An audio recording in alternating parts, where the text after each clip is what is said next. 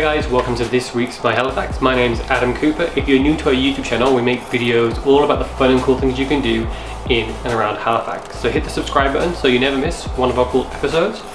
Recently we've been on a bit of a cooking mission, mainly due to COVID and us not being able to get out, and the fact that we still want to make lots of content for you guys. And we love to cook, and we've been trying to do things that you can kind of do with your family and just have fun with and end up getting you tasty treats.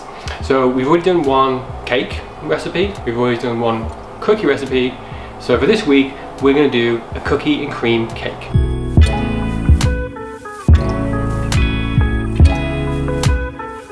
The nice thing about this recipe is it actually requires zero baking. It's kind of more like cake construction than cake baking. So let's get into the ingredients you're going to need. You're going to need 2 packets of cookies.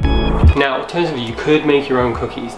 The only problem with this being a homemade recipe, because it is my mom's recipe, is the measurements aren't exactly specific. So it's going to be a little bit touch and feel as you go. You're also going to need some whipping cream, a little bit of vanilla extract, a little bit of milk, some crumbly chocolates. We picked Flake because it is the crumbliest chocolate according to the advert, but they are in no way a sponsor of this video.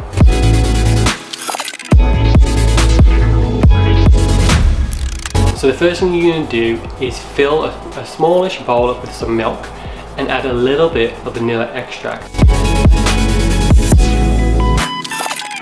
The reason why we're going to do this is because we're going to submerge our cookies into this milk to make them a little bit softer, more crumbly.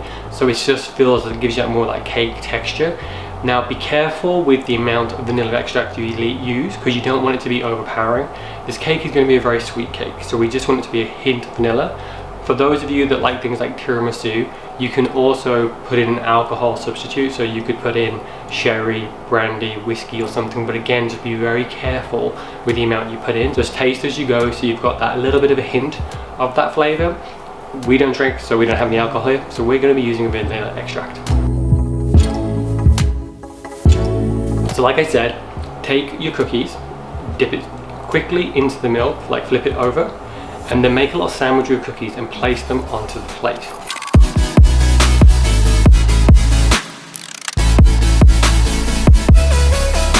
You're going to repeat this to make your first layer. Then we're going to whip up some cream. Again, add a little bit of sugar to give you a little bit of sweetness, but not too much, because the cookie should really be the sweet part. Add a layer of cream.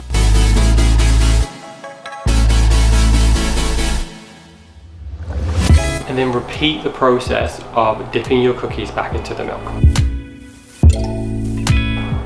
Once you've reached that determined height that you need, take the remaining amount of cream and almost frost the cake like you would frost a traditional cake, or the same way we frost the Victoria sponge cake from the first episode we started of Cooking with Adam.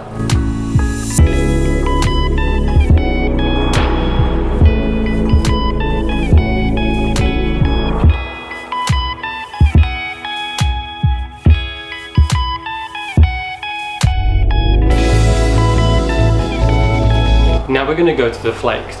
This is purely going to be almost like a decoration and add just a little bit more texture and give you a little bit more colour to the actual cake itself. Break up the chocolate, and the reason why we need it to be flaky was because you want it to give you that fresh flakes.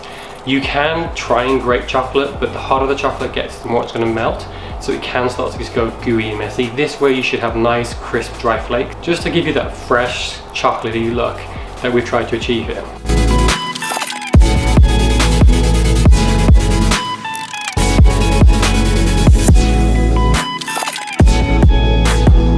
As you can see, this cake was very simple to make. It is not a complicated recipe at all, but it is the kind of dessert that if you serve it up to somebody, they might think that this was amazing and ask you how you made this cake.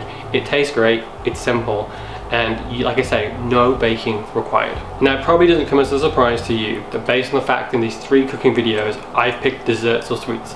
I do have a very sweet tooth, so this is why I like it. That Gina is an incredibly good baker, that I grew up with a household where my mom was a really good baker and she made a lot of cakes.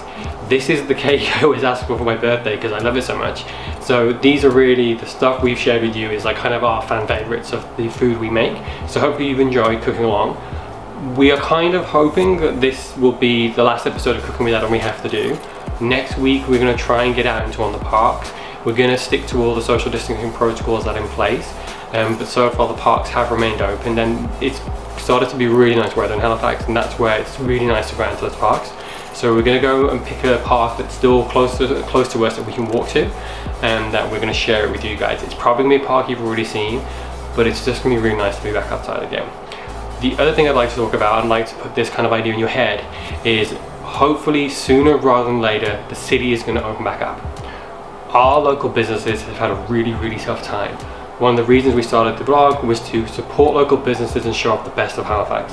So in anticipation for the local businesses opening back up, if you know a business owner or a business or an event that you think could really do with a kickstart, please let us know. We'd love to go make a video featuring my Halifax and do whatever we can to support local. That's always been a fundamental part of why we do this vlog.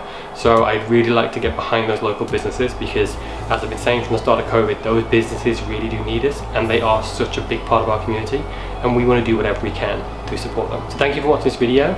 If there's any recipes or anything you think we should try again, or you want to add anything to our recipe, let us know in the comments below. And like I say, if there's any way you think we should make a video, please let us know. We'll be more than happy to do that. And don't forget to like, comment and subscribe to the YouTube channel, and we'll see you next week.